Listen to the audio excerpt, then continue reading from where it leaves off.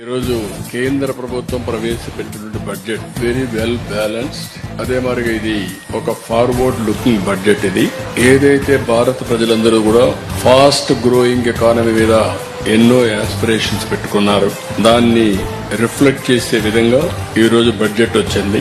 ఒక historic FTA with European union మనం చేసుకున్నాం.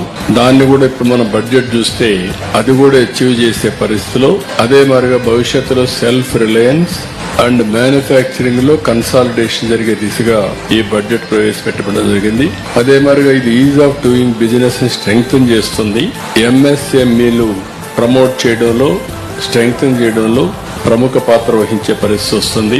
ప్రత్యేకంగా మీరు ఒకసారి చూస్తే ఉమెన్, ఫార్మర్ అండ్ యూత్ ఈ ముగ్గురికి కూడా టాప్ ప్రియారిటీ ఇవ్వడం, అదే మరి వారి యొక్క ఎంపవర్మెంట్ కోసం దోహదం చేసి పెట్టారు. అల్టిమేట్ గా ప్రధానమంత్రి గారు ఏది చెప్తున్నారో, తొందరలోనే మనం 3rd లార్జెస్ట్ ఎకానమీ అవుతాం. ఆ తర్వాత 2047 వికసిత్ భారత్ ఒక డెవలప్డ్ ఎకానమీగా తయారు చేయడానికి ఇది పూర్తిగా ఉపయోగపడుతుంది. ఈ రోజు దీనికి ప్రధానమంత్రి గారిని మనస్ఫూర్తిగా అభినందిస్తున్నా. చాలా ఎక్సర్సైజ్ చేసి బ్యాలెన్స్డ్ గా పెట్టిన ఫైనాన్స్ మినిస్టర్ని అభినందిస్తున్నా.